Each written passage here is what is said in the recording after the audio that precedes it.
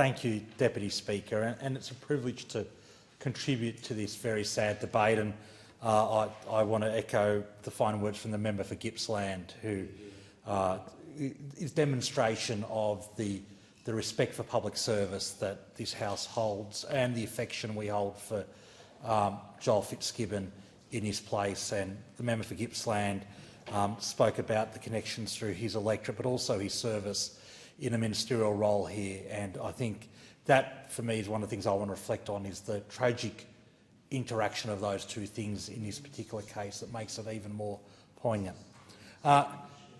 Deputy Speaker, it's a rite of passage for Australian school kids, well, certainly New South Wales school kids, to go on an excursion to Canberra. And they visit Parliament, but the most important building they visit in Canberra is the War Memorial. And they inspect the Roll of Honour that lists the over 100,000 Australians who died fighting for our country. And they fought and died for many reasons, but one of the most common was to fight for democracy. And again, both democracy here and democracy around the world. And that's, I think, a theme I'll come back to as well, the democratic tradition, in my remarks.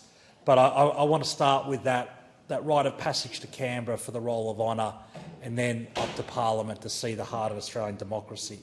I had the privilege of being one of the mourners at the memorial service last week in Cessnock. I think it was a real privilege, and I know that I can say every member of the Labor family would have loved to have been there to pay tribute, but there were limited numbers, and it was a privilege to be there to pay tribute to Lance Corporal Jack Fitzgibbon.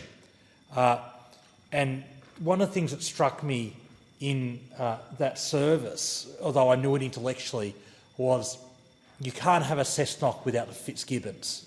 Like, Cessnock is the heart of the Hunter Valley, and there is no Cessnock without the Fitzgibbons. Their fingerprints, they are indelible. And if you think about where we were at St Joseph's Catholic Church, the heart of the Catholic community of Fitzgibbon, a proud sort of Irish Catholic town to some extent, although that's be contested by the Scots as well, and the Welsh.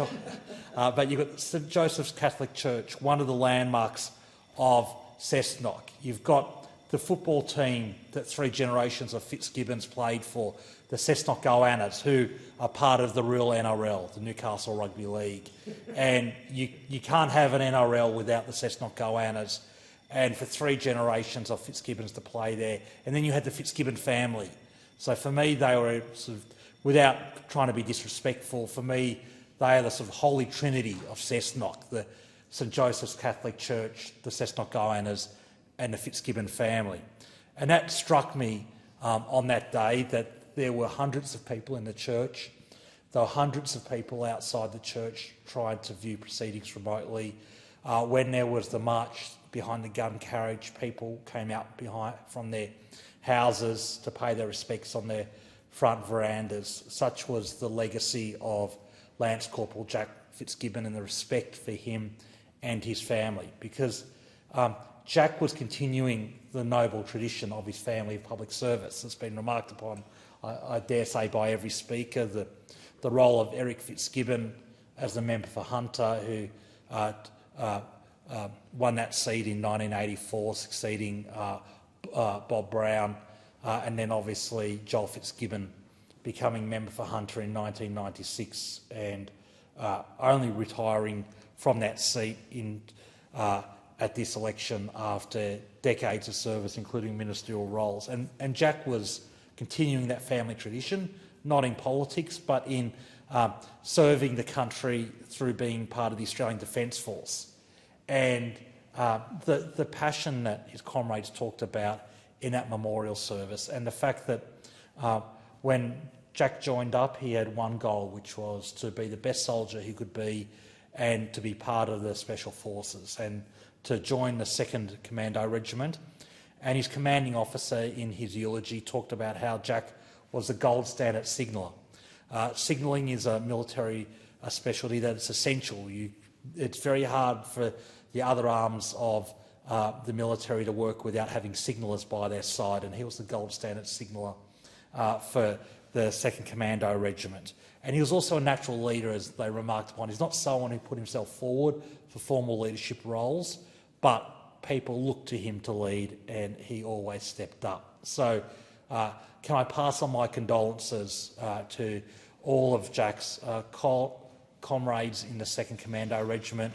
I'm dreadfully sorry for your loss. I know you're all feeling it. To lose someone in a training accident is just heartbreaking, and I think that's part of the tragedy of this, is that while we've lost over 100,000 Australians in war, we've lost many more in training accidents, as the ADF worked very hard to maintain that level of readiness, that level of capability that you can only do by embracing risk in peacetime to minimise risk in wartime. And that's unfortunately the circumstances in which Jack was training and where he tragically lost his life.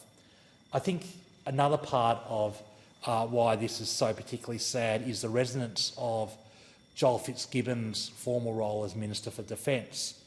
I worked alongside Joel when he was Minister for Defence, as I was a staffer for Greg Combay, the Parliamentary Secretary for Defence Procurement at the time. And the tragic irony abounds that one of the hardest parts of Joel's job was ringing family when they'd lost a family member in the ADF. And so for him, and the Deputy Prime Minister remarked upon this in his contribution, so for Joel to be on both ends of that phone call, to have made that call to ADF families and to receive that call as an ADF family is particularly poignant. And I think the character of the pain for this place is particularly resonant. I think it's particularly personal here. Like, every loss of an ADF member is tragic. It's the loss of someone's son or daughter, brother or sister, mum or dad, and it leaves a vacuum, it leaves a massive hole in a family. But we almost feel like, and hopefully I'm not being too forward here, we almost feel like there's been left a hole in the parliamentary family. Such was the affection for Joel in this place. And the affection is important. It is held by many people who didn't agree with what Joel always stood for. He had his blues, both across the aisle, but also within the party room. And as well known, Joel and I had a few disagreements in our time here, but they all came from a good place, that we all wanted the best for the country, and certainly within the caucus we wanted the best for the Labor Party. And after all of those things, we had a beer and we all worked for a common direction, which was the election of a Labor government to improve Australia. But I think no matter whether you disagree with Joel on any particular issue, you always knew that he was passionate about improving this country, and that's why the loss here was so particularly poignant. And I think that if I can reflect on Parliament last week, we saw it at its best in a condolence motion led by the Prime Minister and the Leader of the Opposition, and then continued with the Deputy Prime Minister and Defence Minister and the Shadow Defence Minister, and to have Joel and Di and Caitlin and Grace and Maxine and Cass there was, I think, just heartbreaking, but really, really important. And if I can return to my first point in conclusion, that's why I think there's a symmetry in what we're talking about here today.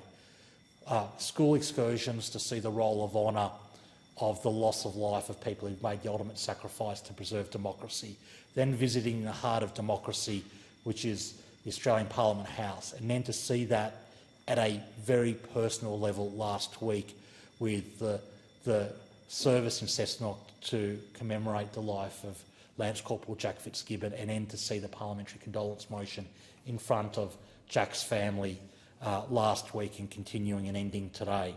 So can I say, on behalf of the 150,000 constituents of Shortland, who I have the honour to represent, can I say on behalf of the Hunter Labor caucus, with the member for Patterson behind me, who are very close and work very closely together, on behalf of the broader Labor family and on behalf of all of Parliament, can I pass on my condolences to Joel, Di, Caitlin, Grace, Maxine and Jack's partner Cass. We are dreadfully sorry for your loss.